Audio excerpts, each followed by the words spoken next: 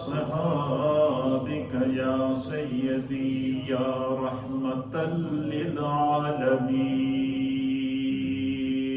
حمد و صلات کے بعد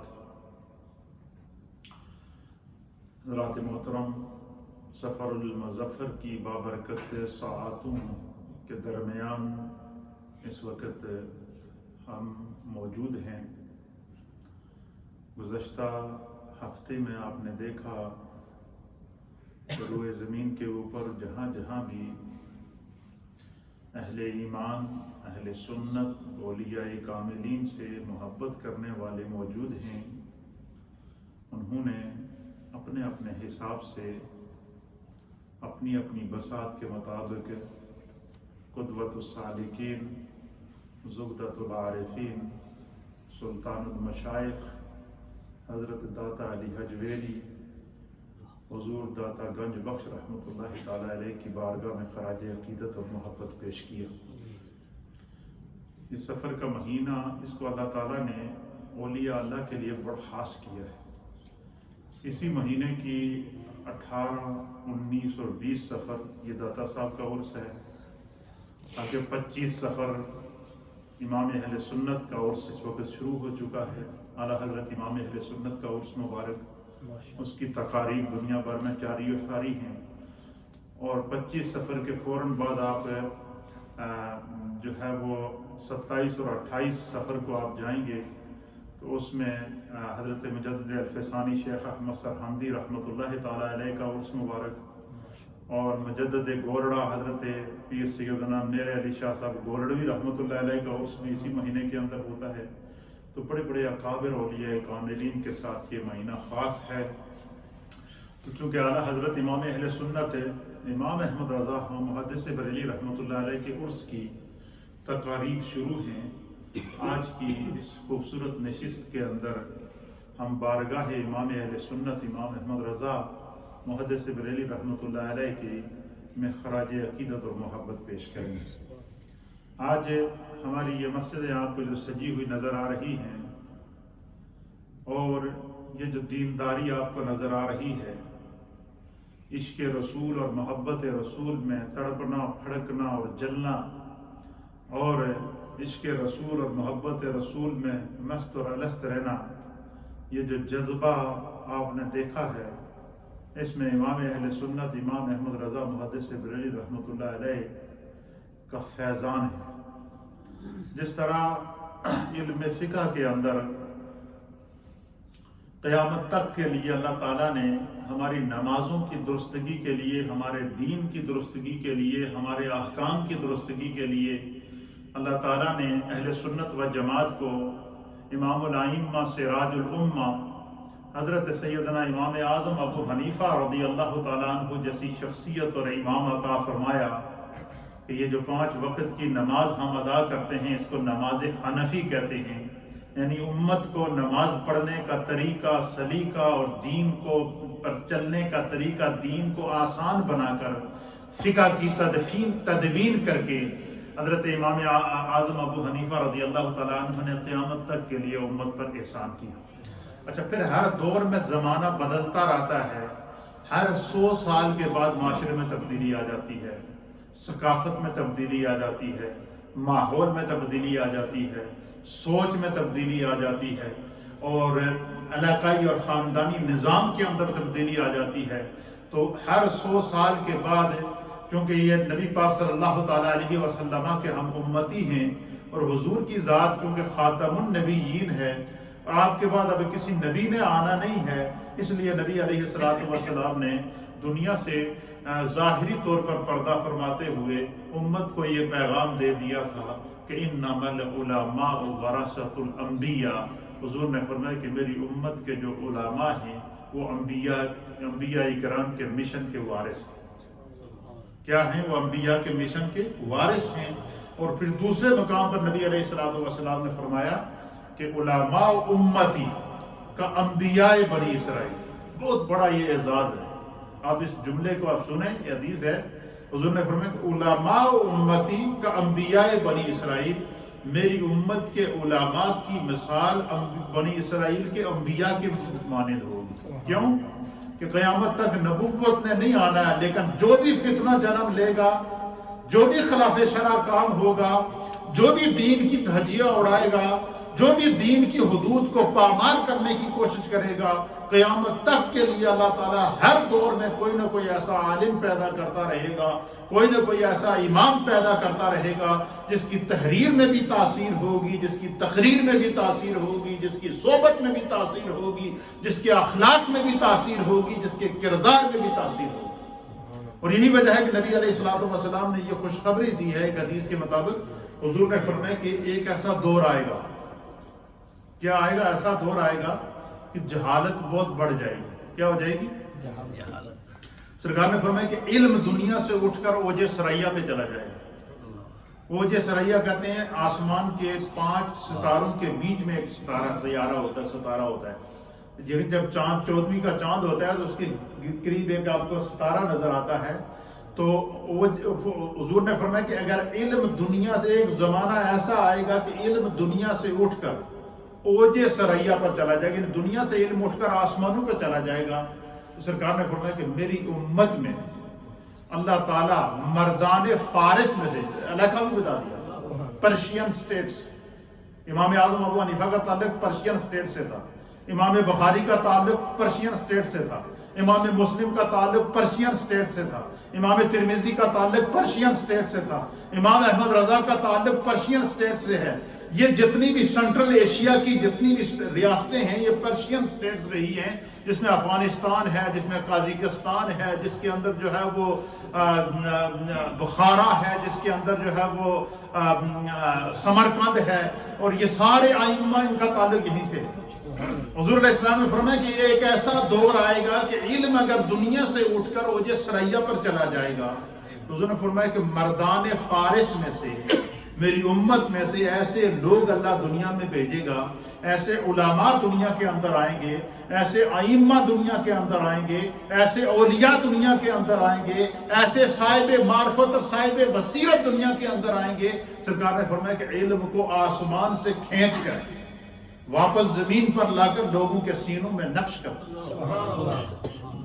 اور یہ سلسلہ قیامت تک جاری رہے گا، قیامت تک جاری رہے گا. تو امام اعظم ابو حنیفہ کے مشن کو پھر جب آگے ائمہ نے، ان کے شاگردوں نے جاری کیا. نبی پاک کے مشن کو صحابہ اکرام نے جاری کیا، صحابہ کے مشن کو تابعین جاری کرتے رہے، تابعین کے مشن کو تبع تابعین جاری کرتے رہے، ائمہ مجتہدین یہ مشن کو لے کر چلے، علماء عاملین اور علماء امت اس مشن کو لے کر چل رہے ہیں. 1400 سال گزر گئے ہیں، آج بھی ہم آپ کو دین آسانی کے ساتھ خوبصورت انداز سے پیش کر رہے ہیں. ایک عام آدمی جو عالم نہیں بھی ہے، وہ اپنی نماز بھی جانتا ہے، روزہ بھی جانتا ہے، زکوٰۃ بھی جانتا ہے، اپنے ماحول کو بھی جانتا ہے. اس کو پتہ ہے کہ یہ جو میں کام کر رہا ہوں یہ شریعت کے مطابق ہے یا کہ نہیں ہے، اور میں نہیں کروں گا تو لوگ مجھے آج 1400 سال گزرنے کے بعد بھی ملامت کریں گے. وجہ کیا ہے؟ 1400 سال، 1442 سال کا اور اس سے کم و بیش عرصہ گزر چکا ہے، اور آج بھی دین تر و تازہ ہے. اور یہ کیونکہ علم ایک نور ہے، علم ایک ایسی دولت ہے کہ دنیا کی دولت کو جتنا خرچ کریں گے کم ہوگی، اور علم ایک ایسی دولت ہے کہ آپ اس علم کے سمندر کے اندر جب انسان غوطہ لگاتا ہے تو یہ ایسا گہرا ہے کہ جتنا آپ گہرائی میں جائیں گے اتنے آپ کو نئے نئے موتی ملیں گے، نیا نیا نور ملے گا، نئی نئی روحانیت ملے گی، نئی نئی طریقت ملے گی، نیا نیا اصول ملے گا، نیا نیا اسلوب ملے گا، نئی زندگی گزارنے کے طریقے ملیں گے، دین کی بہاریں آپ کو نصیب ہوں گی. تو امام اہل سنت، مجدد دین و ملت، پروانہ شمع رسالت امام احمد رضا ہم محدث بریلی رحمۃ اللہ علیہ کو اللہ تعالیٰ نے 14ویں صدی کا مجدد بنا کے دنیا میں. اچھا، یہ جو 14ویں صدی کے مجدد ہیں، اعلیٰ حضرت کی تعلیمات کیوں لوگوں کے سینوں میں گھر کر گئے؟ اس کی وجہ کیا تھی کہ یہ جو دور تھا نا، یہ سینٹرل ایشیا کے اندر اس وقت یہ سینٹرل ایشیا ایک ہی ملک ہوتا تھا، وہ ہند کہلاتا تھا. کیا کہلاتا تھا؟ یہ تو بعد میں جب تقسیم ہوئی تو اس میں پرشین سٹیٹ الگ ہو گئیں، اس کے اندر جو چائنا الگ ہو گیا، ہندوستان الگ ہو گیا، پاکستان الگ ہو گیا، افغانستان الگ ہو گیا، یہ ساری پھر الگ الگ سٹیٹس بن گئے، الگ الگ ممالک بن گئے. لیکن جو ہے وہ تاریخ جو بتا رہی ہے وہ یہ کہ یہ سارے سب سے پہلے ہند تھا. ایک بات. دوسری بات یہ بات ذہن میں رکھیے گا کہ آپ نے ایک بات نوٹ کی ہوگی کہ پاکستان، انڈیا، بنگلہ دیش، افغانستان اور سینٹرل ایشیا کی جتنی پرشین اسٹیٹس ہیں، اس ایریے کے جتنے بھی روئے زمین کے اوپر مسلمان موجود ہیں، اس مسلمان کو اللہ تعالیٰ نے ایسا نقشہ دیا ہے، ایسی حیت دی ہے، ایسا وجود دیا ہے، ایسا دینداری دی ہے، ایسا سنت پر عمل کرنے کا ذوق اور شوق عطا کیا ہے کہ روئے زمین کے اوپر کوئی بڑے سے بڑا، کوئی نیا سے نیا، جدید سے جدید کوئی غیر مسلم اگر اس کو دیکھے گا تو وہ دیکھتے ہی سب سے پہلی نظر دیکھتے ہی کہے گا یہ مسلمان ہے. کیوں کہے گا؟ اس کی حیت دیکھیں، اس کی پگڑی دیکھیں، اس کا لباس دیکھیں، اس کی داڑھی دیکھیں، اس کے سنت کے مطابق سراپا دیکھیں. وجہ کیا ہے کہ یہ سینٹرل ایشیا کی زمین ہے، اس زمین کے اندر خدا نے محبت رکھی ہے. ایک بات. دوسری بات یہ علماء اور محدثین نے لکھا ہے کہ سب سے پہلے جب انسان اول کو حضرت آدم علیہ نبینا علیہ السلام کو جب اللہ نے پیدا کیا تو حضرت آدم علیہ السلام کو اللہ نے جب فرشتوں پر برتری ظاہر کی، آدم علیہ السلام کی فرشتوں پر کیا کی؟ برتری ظاہر کی. تو برتری کیسے ظاہر کی؟ قرآن اس منظر کو سورہ بقرہ کے اندر اللہ تعالیٰ بیان فرماتے ہیں کہ وَعَلَّمَ آدَمَ الْأَسْمَاءَ كُلَّهَا، وَعَلَّمَ آدَمَ الْأَسْمَاءَ كُلَّهَا.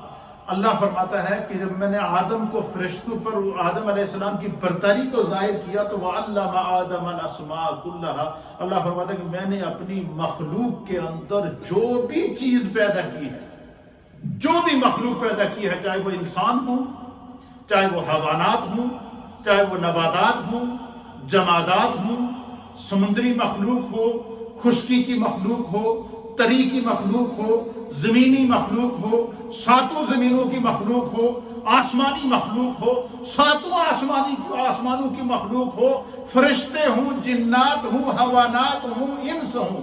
فرمایا قیامت تک کے لیے اللہ نے جتنی مخلوق پیدا کی، اللہ نے فرشتوں پر برتری ظاہر کرنے کے لیے اللہ فرماتا ہے وَعَلَّمَ آدَمَ الْأَسْمَاءَ كُلَّهَا، ہر چیز کا علم میں نے آدم کو عطا کر دیا. کیا کر دیا؟ آپ مجھے بتائیں. اللہ قرآن کہتا ہے کہ اللہ نے کائنات کی ہر شے کا علم حضرت آدم علیہ السلام کو عطا کر دیا.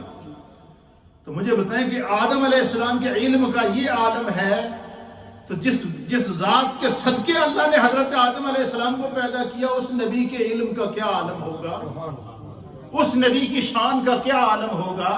اس نبی کے مقام کا کیا عالم ہوگا؟ تو حضرت آدم علیہ السلام کو اللہ کیا فرماتا ہے کہ میں نے کائنات کی ہر شے کا ان کو جب علم عطا کیا نا، تو اللہ نے پہلے فرشتوں سے کہا کہ اچھا تھوڑا دعویٰ ہے کہ انسان دنیا تے فساد کرے گا، خون ریزی کرے گا، اور تھوڑا یہ دعویٰ ہے کہ تسی اس انسان کو زیادہ علم رکھ دے ہو، تو میں نے کائنات میں جو چیز پیدا کی ہے تم کھڑے ہو کر اس کی حقیقت بتاؤ، ان کے نام بتاؤ. تو فرشتے عاجز آ گئے، کسی بھی فرشتے نے جواب نہیں دیا. پھر حضرت آدم علیہ السلام سے جب فرمایا تو اللہ فرماتا ہے وَعَلَّمَ آدَمَ الْأَسْمَاءَ كُلَّهَا، آدم کو ہر شے کا علم عطا کر دیا. جب آدم علیہ السلام نے علم کو بیان کرنا شروع کر دیا تو فرشتے سمجھ گئے کہ یہ جو اللہ تعالیٰ نے جس کو اپنا نائب کے طور پر جس انسان کو پیدا کیا ہے، اس کا علم، اس کی روحانیت، اس کا تقوی، اس کا جلال، اور یہ خداوند قدوس کی مرضی اور منشا. حضرت آدم علیہ السلام انسان اول ہیں. اب انسان اول کو اللہ نے دنیا میں بھیجنا تھا، یہ مشیت الہی میں شامل تھا. زمین کے اوپر انسانیت کو پھیلانا تھا، زمین کے اوپر انسانیت کے گلشن کو اللہ نے پھیلانا تھا. یہ مشیت الہی کے اندر یہ چیز شامل تھی.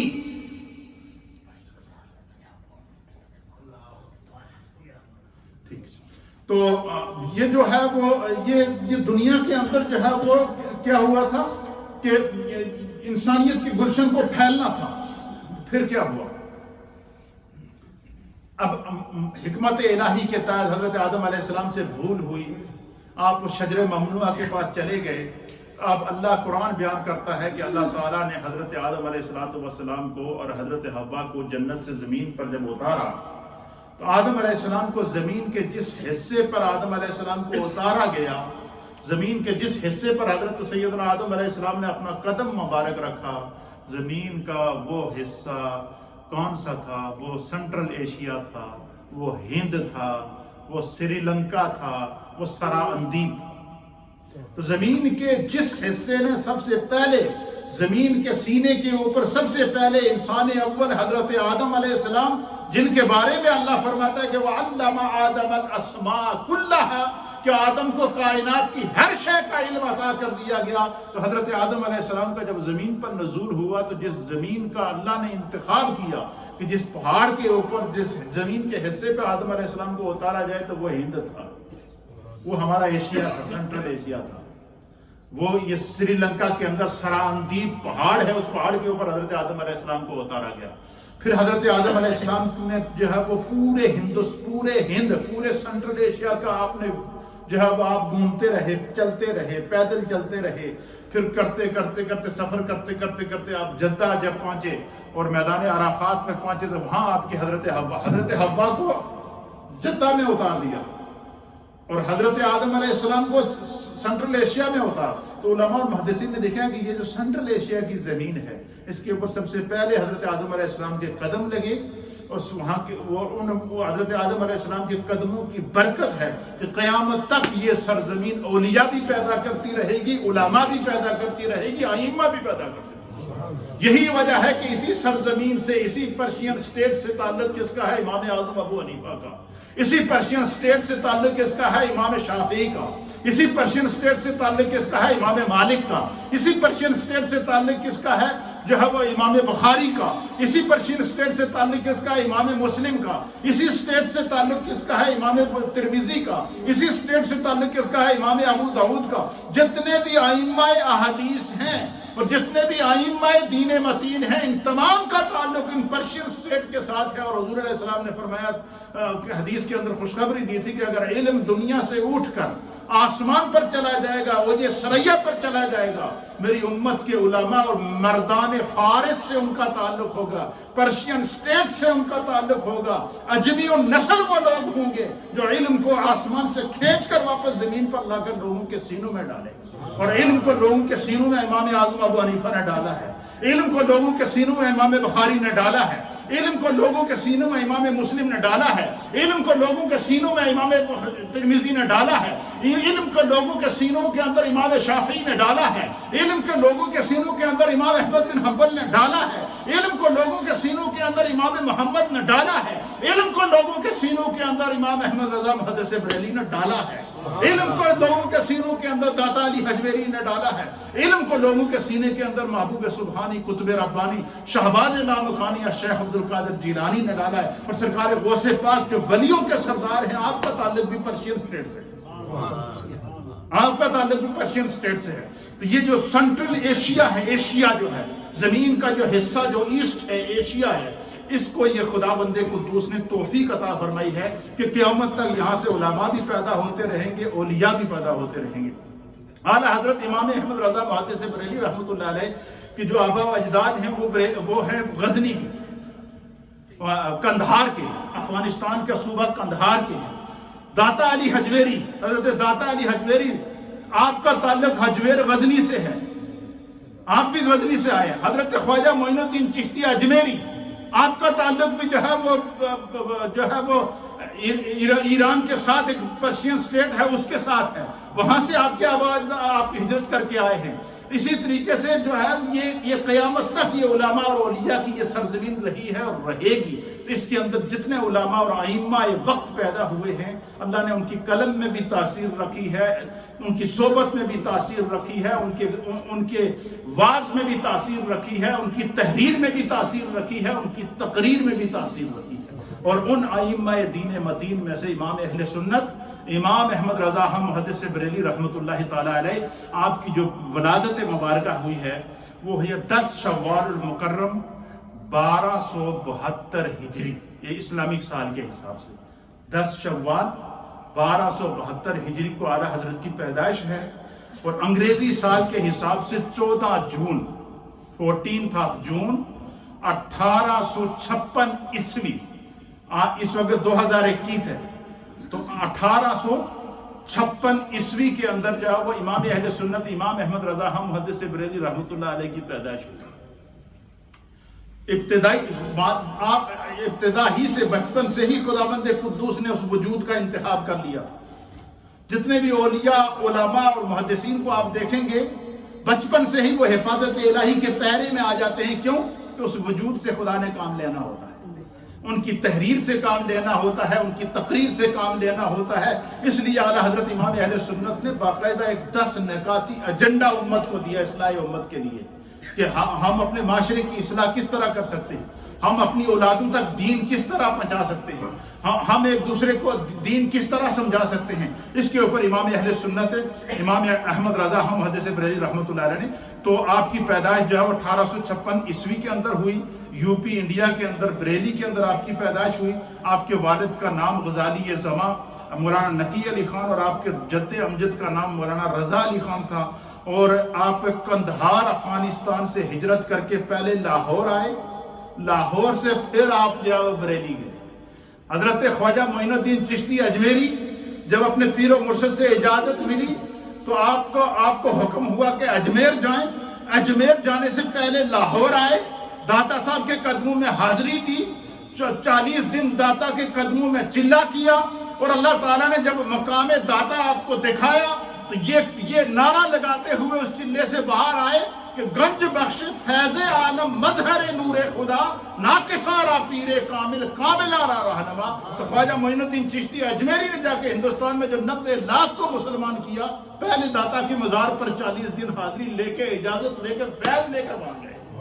اسی طریقے سے اعلیٰ حضرت کے آباء و اجداد بھی جب جو قندھار افغانستان سے ہجرت کر کے پہلے لاہور آئے، لاہور سے پھر بریلی آپ گئے، پھر وہاں سے فیض پھیلا، 4 دھانگے عالم کے اندر آپ کا فیض پھیلا۔ بچپن میں 4 سال کی عمر میں قرآن مکمل کر دیا۔ 14 سال جب 13 سال اور کچھ مہینے آپ کی عمر ہوئی تو تمام علوم و فنون سے امام اہل سنت اعلیٰ حضرت امام احمد رضا محدث بریلوی نے فراغت حاصل کر لی تھی۔ 14 سال کی عمر میں مسئلہ رضاعت کے اوپر امام اہل سنت نے پہلا فتویٰ ارشاد فرمایا۔ پھر آپ نے فتاوی رضویہ کی صورت پھر ساری زندگی سب سے ہمارے علم فقہ کے اندر، علوم کے اندر سب سے جو مشکل منصب ہوتا ہے یہ مفتی کا ہوتا ہے۔ سب سے مشکل جو منصب ہوتا ہے یہ صاحب فتویٰ کا ہوتا ہے، کیونکہ ہر روز مرہ کے مسائل، جدید مسائل، کچھ ایسے مسائل ہوتے ہیں کہ جن کا استدلال نہ اس کی سند آپ کو کہیں قرآن سے ملے گی، نہ حدیث سے ملے گی، نہ جو ہے وہ ایسے جدید مسائل سامنے آ جاتے ہیں کہ جس طرح کہ اس دور کے اندر یہ سوشل ڈسٹینس کا مسئلہ آ گیا۔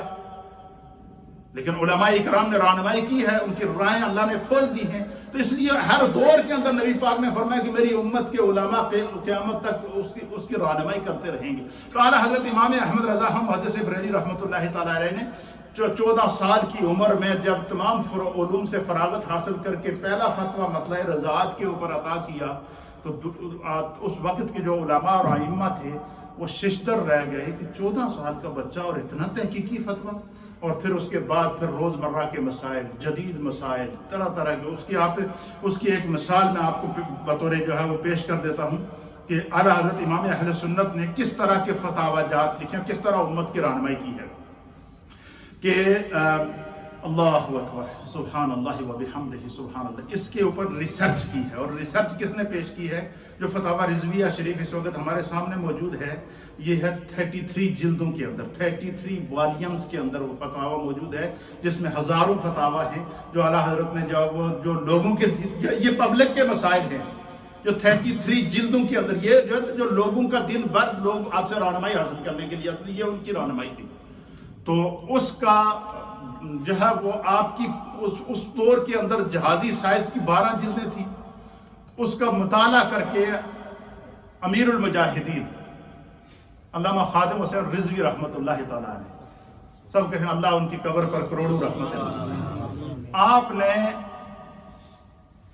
پڑھانے کے دوران جامعہ نظامیہ کے اندر فتاوی رضویہ شریف کا مطالعہ کیا۔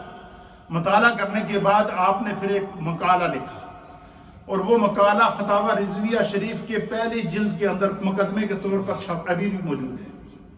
آپ نے لکھا کہ اعلیٰ حضرت امام احمد رضا محدث بریلوی رحمۃ اللہ علیہ نے جو ہے وہ فتاوی رضویہ شریف کے اندر جو فتوے دیے ہیں وہ 7 جلدیں انہوں نے مطالعہ کی. کتنی جلدیں مطالعہ کی؟ 7 جلدیں مطالعہ کرنے کے بعد آپ لکھتے ہیں کہ اس مقالہ میں فتاوی رضویہ کی پہلی سے 7 اور پھر 10ویں اور 11ویں 9 جلدوں کا میں نے مطالعہ کیا. مطالعہ کرنے کے بعد آپ لکھتے ہیں کہ میں نے ان کے اعداد و شمار کو جمع کیا اور ان 7 جلدوں کے اندر 4095 فتاوی ہیں. کتنے ہیں؟ 4095 فتاوی ہیں جو اعلیٰ حضرت نے دیے ہیں، اور ان 4000 فتاوی کے اوپر اتنے دلائل ہیں کہ جو اس وقت 33 جلدوں کے اندر ہیں. اب آپ اندازہ لگائیں. آپ فرماتے ہیں کہ ان 4095 فتاواز کے اندر 3034 فتاوی سوالات وہ ہیں جو عام لوگوں نے، عام عوام نے آ کر اعلیٰ حضرت سے رہنمائی حاصل کی. روزمرہ میں لوگوں کو جو مسائل پیش آئے آپ نے ان کا جوابات دیے، اور ان میں سے جو ہے وہ 1061 سوالات وہ ہیں کہ جو اس دور کے مفتیوں نے، علماء نے، اسکالرز نے، ججوں نے، پروفیسرز نے، کالجز کے لوگوں نے اور بڑے بڑے ائمہ وقت نے جو مسائل حل نہیں کر سکتے تھے، وہ 1000 سے زائد وہ مسئلے ہیں جو اس وقت کے علماء اور ائمہ امام اہل سنت امام احمد رضا کے پاس لے کر آئے اور اعلیٰ حضرت نے ان کا مسئلہ اسی وقت حل کر دیا. یہ اعلیٰ حضرت امام امت کی اصلاح امت اعلیٰ حضرت امام احمد رضا نے کس طرح کی ہے، اس کے اوپر میں چند جو ہے وہ گزارشات پیش کر کے پھر آپ سے انشاءاللہ آپ کو دوسری طرف لے کر جاؤں گا. آپ فرماتے ہیں کہ امت کی اصلاح کے لیے، اصلاح معاشرہ اور اصلاح امت کے حوالے سے اعلیٰ حضرت فرماتے ہیں کہ میں آپ کو 10 نکاتی ایجنڈا دے رہا ہوں. فرمایا کہ اگر لوگ، عام پبلک، علماء، مشائخ، جو بھی روزمرہ کی زندگی گزارنے والے لوگ ہیں، اگر یہ ان 10 نکات کو فالو کر لیں گے، اعلیٰ حضرت امام احمد رضا محدث بریلوی فرماتے ہیں کہ آپ کو زندگی گزارنے کا اصول مل جائے گا اور ہر گھر میں دینداری جائے گی، اور ہم اپنی اولادوں کو بھی دین کی تعلیم پڑھا سکتے ہیں. سب سے پہلا ایجنڈا کیا دیا؟ آپ فرماتے ہیں کہ ایسے عظیم الشان مدارس قائم کیے جائیں جن میں باقاعدہ تعلیم کا بندوبست ہو. یہ پہلا نقطہ دیا.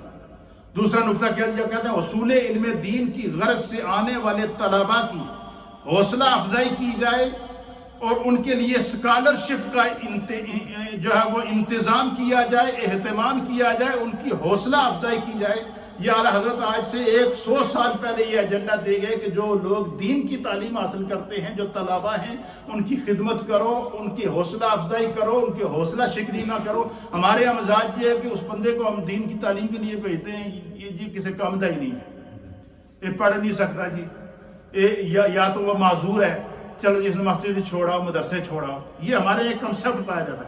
اعلیٰ حضرت فرماتے ہیں کہ جو بندہ دین کی تعلیم کے لیے آئے، یہ سمجھ لو کہ اس کا انتخاب خدا کی طرف سے ہوا ہے، اس کا انتخاب رسول اللہ کی طرف سے ہوا ہے. فرمایا کہ دیکھو کہ کوئی شخص طالب علم ہے، مدرسے میں پڑھ رہا ہے، تو فرمایا اس کی اتنی حوصلہ افزائی کرو کہ وہ اس تعلیم کو اپنے لیے فخر سمجھے. تیسری چیز کیا؟ آپ فرماتے ہیں کہ جو تعلیم دینے والے علماء ہیں، مدرسین ہیں، چاہے وہ ائمہ مساجد ہوں، چاہے وہ مدارس کے علماء ہوں، مدرسین ہوں، فرمایا کہ عوام کو چاہیے، منتظمین کو چاہیے، مساجد انتظامیہ کو چاہیے، مدارس انتظامیہ کو چاہیے، اور عوام الناس کو چاہیے، اور مخیر حضرات کو چاہیے کہ مدرسین یعنی اساتذہ اکرام کو ان کی صلاحیتوں اور دینی خدمات کے پیش نظر اچھا سیلری پیکیج دیں.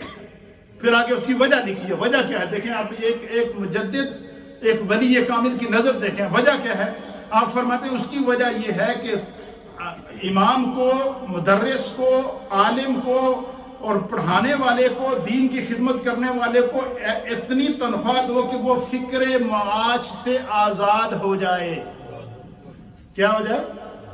اب مجھے بتائیں نا، بل امام نے بھی دینا ہوتا ہے، عام آدمی نے بھی دینا ہوتا ہے. جس طریقے سے عام آدمی زندگی گزارتا ہے اسی طریقے سے امام نے بھی گزارنی ہے، مدرس نے بھی گزارنی ہے. آپ فرماتے ہیں اپنے امام کو، اپنے مدرس کو، اپنے عالم کو مدرسے میں پڑھانے والے کو، مسجد میں پڑھانے والے کو اس طرح کا سیلری پیکیج دو کہ وہ فکر معاش سے آزاد ہو جائے، اسے یہ فکر نہ رہے کہ بھائی جو ہے وہ یہ تنخواہ میری پوری نہیں ہوگی تو میں آگے جا کر کیا کروں گا، اس مہینے کیا کروں گا، اس بل کا کیا کروں گا، اس بل کا کیا کروں گا۔ فرمایا کہ یہ پبلک کی ذمہ داری ہے کہ وہ اپنے جن لوگوں سے دینی کام لے رہے ہیں، دینی مدد لے رہے ہیں، ان کو فکر معاش سے آزاد کر لیں تاکہ وہ اپنی ساری توجہ دین کے اوپر دیں۔ فرمایا جب وہ اپنی ساری توجہ دین کے اوپر دیں گے، تدریس کے اوپر دیں گے، تو وہ ایسے معمار تیار کریں گے جو تبلیغ دین اور اصلاح معاشرہ میں اپنا کردار ادا کر سکیں۔ نمبر 4، آپ لکھتے ہیں اعلیٰ حضرت امام اہل سنت کہ دوران تعلیم طلباء کی مزاج، دلچسپی اور صلاحیتوں کو پرکھا جائے اور ان امور کو پیش نظر رکھ کر اصلاح معاشرہ کے متعلق انہیں ذمہ داری سونپی جائے، تاکہ جب وہ پریکٹیکل لائف کے اندر جائیں تو ان کو ذمہ داری کا احساس ہو کہ مجھے اس انداز سے اس کو تیار کیا گیا تھا۔